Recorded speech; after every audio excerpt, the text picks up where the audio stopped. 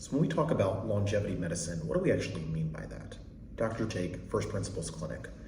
Today what I want to do is give you a little overview of what I mean when I talk about longevity medicine. This is obviously a hot new topic. You see so much content on social media and there's a lot of misinformation about what it is.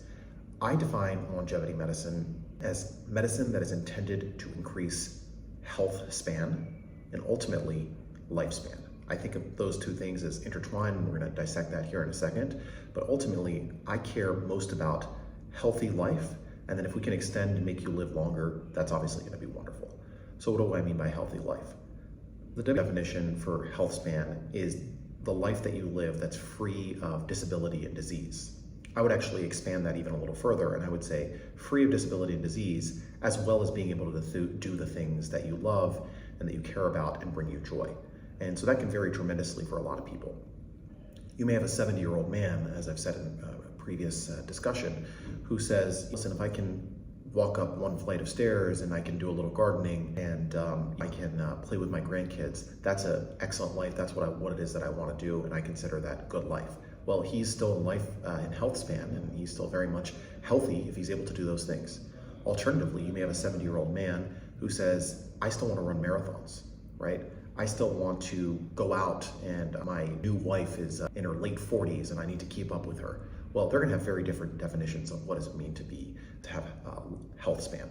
And so they may both drop dead at 85 years old, and that would be their lifespan, but the time that they're able to do the things that they care about may be very different, right? And so it's gonna be very patient specific as to what constitutes health span. And so everything that we talk about in terms of longevity medicine is figuring out what it is that a patient cares about, what it is that they want to do, and how we can allow them to do that up until ideally the moment that they drop dead. Best case scenario from my perspective as a physician is that you are able to do all the things that you care about up to the day you die, and then ideally best case scenario you just die in your sleep, and that's the best case scenario. Now the delta between health span and lifespan is very wide. We're very good at extending life in the United States. We're fantastic at it. You get a heart attack, we can put you on a bypass machine. If your kidneys start failing, we can put you on dialysis. So we're very good at keeping people alive, but health span is not something that we've really necessarily considered, and the statistics lie the fact that a lot of people are living pretty poor quality of life at the last 5, 10, 20 years of your life.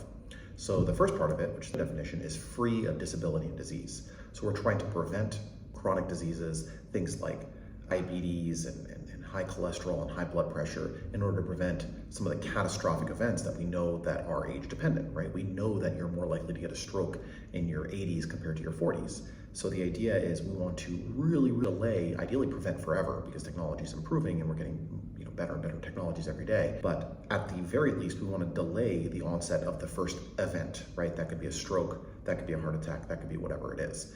And so the idea is if you have your first event at 85 instead of 70, you're consequently going to have a lot longer you're living with good health span, able to do the things that you care about. So in subsequent discussions, we've already talked about sexual health, we talked about testosterone a little bit. We're going to talk about the main things that are killing men today in the United States.